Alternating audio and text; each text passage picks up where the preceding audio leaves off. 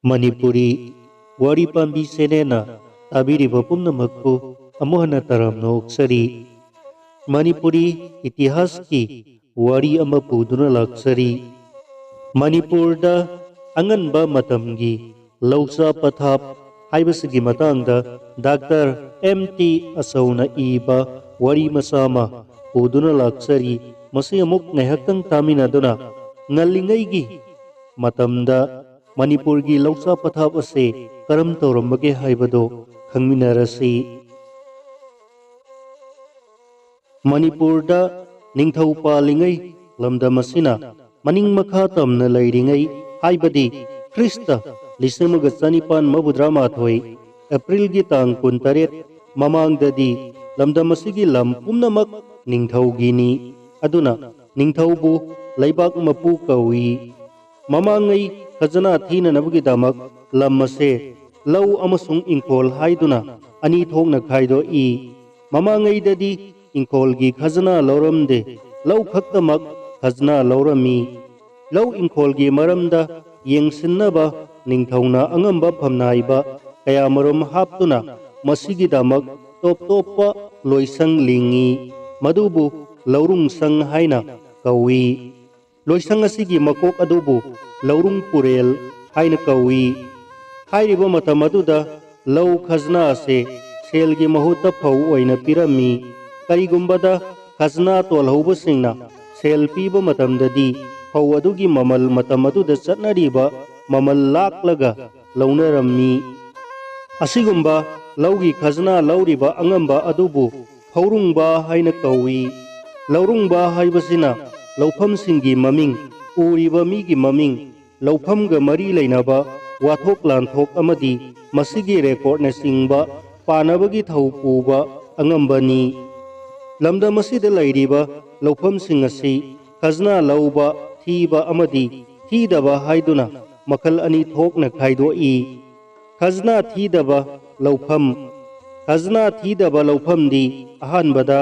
kharpos lau ani subada lugul lau ahum subada sipai lau mari subada pangal lau manga subada mana lau amasung taruk subada lairau asini ahanbagi kharpos lau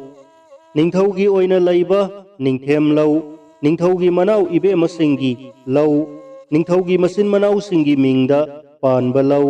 maza ibe masingda unba piba lau ase khazna thiramde mamangaida ningthaugi maza ibe ma khudingmak hek luhongbaga khazna thidaba lau pari kunmanga uhalami mase paliba ningthau adugi tanatana hana palamba maharaj singgi masa ibe masingsu adumak hairiba laufam sing ase phanglami asigumba khazna thidaba laucha sing asibu kharpos lau haina khangnarami kanagumba maza ibe ma amada piriba lau pari kunmanga adudagi hena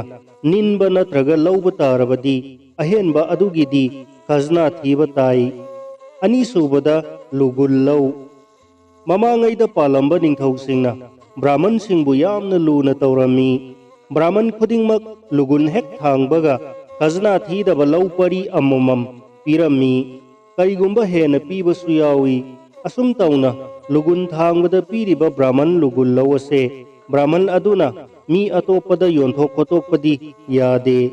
brahman aduna siraga lawado ningthauna amuk laukhatli brahman aduna mayum makai palabadi brahman ado siraga magi laihoriba masa sing amasung brahmanni luktabi adugidamak laurak ama khakhauraga aremba lawado ningthauna amuk laukhatli asum tauna ningthauna brahman singda makoina lugul hek thangbaga piba lau adubu lugul lau haina kawi asigumba lau asidi brahman aduna atopada sandokpadi yai adubu yonthokpadi yade ahum subada sipai lau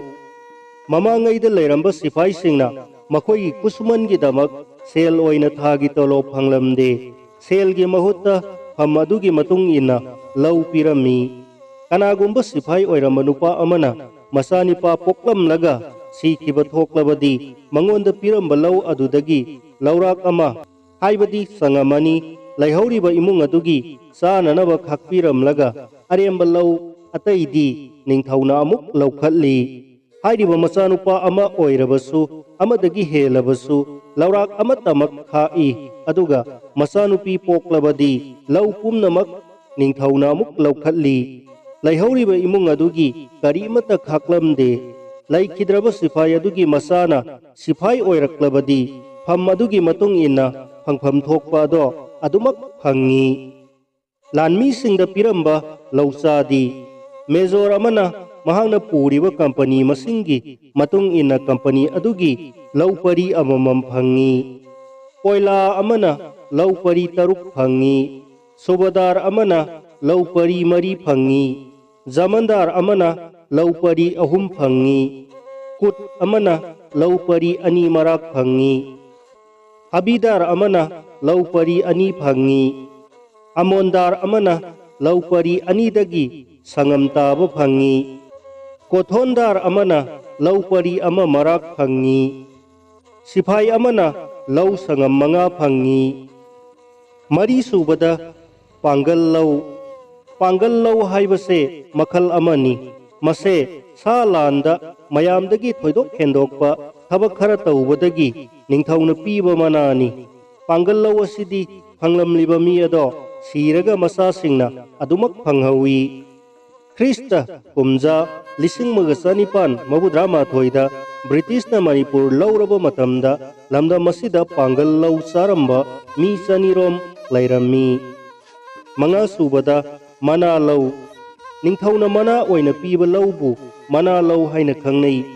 ꯃꯅꯥ ꯂꯧꯁꯤꯡ ꯑꯁꯦ ꯈꯖꯅꯥ ꯊꯤꯗꯦ꯫ ꯑꯗꯨꯝꯅꯗꯤ ꯑꯣꯏꯔꯒ ꯃꯅꯥ ꯂꯧ ꯆꯥꯔꯤꯕ ꯅꯨꯄꯥ ꯑꯗꯨꯅ ꯁꯤꯔꯕ ꯃꯇꯨꯡꯗꯗꯤ ꯂꯧ ꯑꯗꯣ ꯅꯤꯡꯊꯧꯅ ꯑꯃꯨꯛ ꯂꯧꯈꯠꯂꯤ, ꯑꯗꯨꯒ ꯃꯅꯥ ꯂꯧ ꯆꯥꯔꯝꯂꯤꯕ ꯅꯨꯄꯥ ꯑꯗꯨꯒꯤ ꯃꯆꯥ ꯃꯁꯨꯅ ꯂꯧ ꯑꯗꯣ ꯑꯗꯨꯃꯛ ꯆꯥꯖꯒꯦ ꯍꯥꯏꯔꯕꯗꯤ ꯃꯈꯣꯏꯅ ꯂꯧ ꯄꯔꯤ ꯑꯃꯗ ꯐꯧꯄꯣꯠ 12 ꯈꯖꯅꯥ ꯊꯤꯔꯒ ꯑꯗꯨꯃꯛ ꯆꯥꯕ ꯌꯥꯏ꯫ 6 ꯁꯨꯕꯗ ꯂꯥꯏꯔꯧ꯫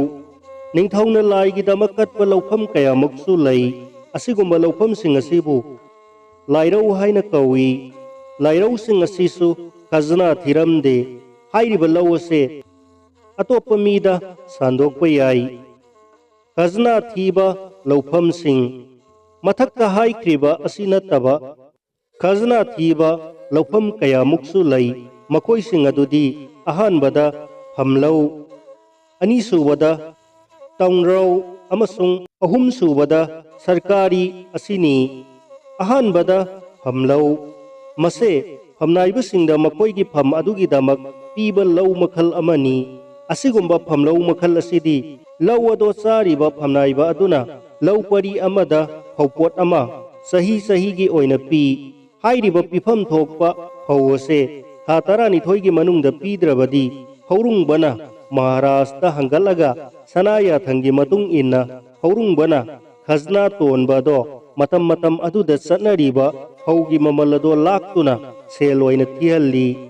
ꯍꯥꯏꯔꯤꯕ ꯁꯦꯜ ꯑꯁꯦ ꯄꯤꯗ꯭ꯔꯕꯗꯤ ꯂꯧ ꯑꯗꯣ ꯂꯧꯈꯠꯂꯒ ꯑꯇꯣꯞꯄꯗ ꯑꯃꯨꯛ ꯄꯤꯈꯤ꯫ ꯆꯩꯔꯥꯛꯀꯤ ꯐꯝꯅꯥꯏꯕ ꯑꯉꯝꯕꯁꯤꯡꯁꯨ ꯍꯥꯏꯔꯤꯕ ꯐꯝꯂꯧ ꯑꯁꯤ ꯆꯥꯔꯝꯃꯤ꯫ 2 ꯁꯨꯕꯗ ꯇꯣꯡꯔꯧ꯫ ꯇꯣꯡꯔꯧ ꯆꯥꯕꯗꯤ ꯃꯈꯜ 2 ꯊꯣꯛꯅ ꯈꯥꯏꯗꯣꯛꯏ, ꯃꯗꯨꯗꯤ ꯑꯍꯥꯟꯕꯗ ꯀꯅꯥꯒꯨꯝꯕ ꯃꯤ ꯑꯃꯗꯒꯤ ꯃꯃꯜ ꯄꯤꯗꯨꯅ ꯂꯧꯔꯒ ꯆꯥꯕ ꯑꯃꯗꯤ 2 ꯁꯨꯕꯗ ꯀꯅꯥꯒꯨꯝꯕ ꯅꯨꯄꯥ ꯑꯃꯅ ꯖꯪꯒꯜ ꯀꯣꯛꯊꯣꯛꯇꯨꯅ ꯂꯧ ꯅꯤꯟꯗꯨꯅ ꯂꯧ ꯁꯦꯝꯂꯒ ꯆꯥꯕ ꯑꯁꯤꯅꯤ꯫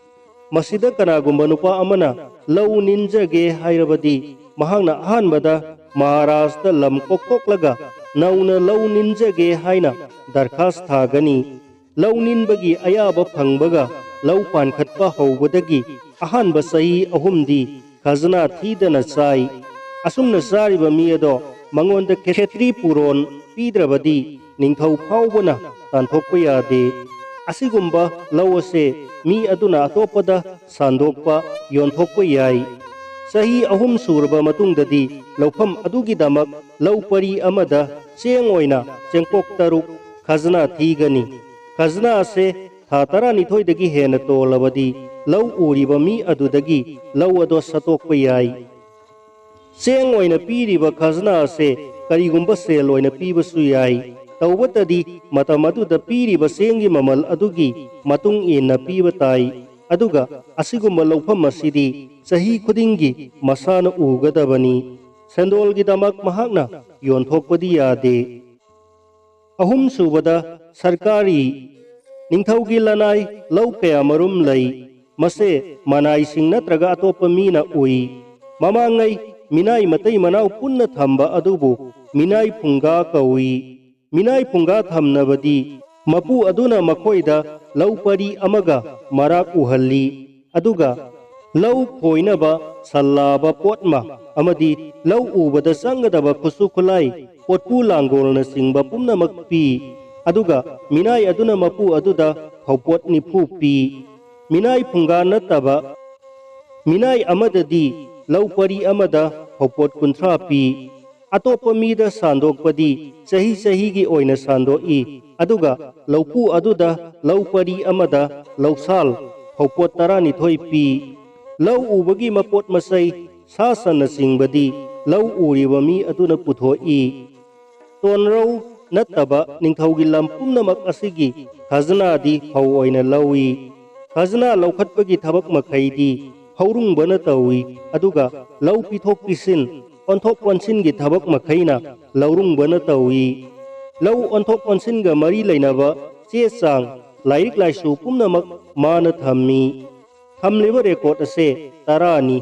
मरीना सिपाही सिंगा लौचा पीकिबगी मरमदा ई अदुगा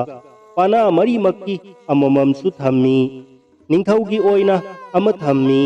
हाइख्रिबा लाइरिक सिंग असे लाइरिक अमदा अमुक पुन्ना इसिंदुना थम्मी लाइरिक सिंग असिदा लौ उरिबा मी अदुगी मिंग खुलगी ममिंग उरिबा लौगी मसिंग करमना लौ अदो फंगलकपनो हाइबदो खुल खुलगी लौ पानबगी मफमदसु थम्मी मसिना कना कनाना खुल अदुदा लौ कया कया सारिबगे हाइबदो खंगबा ngamhalli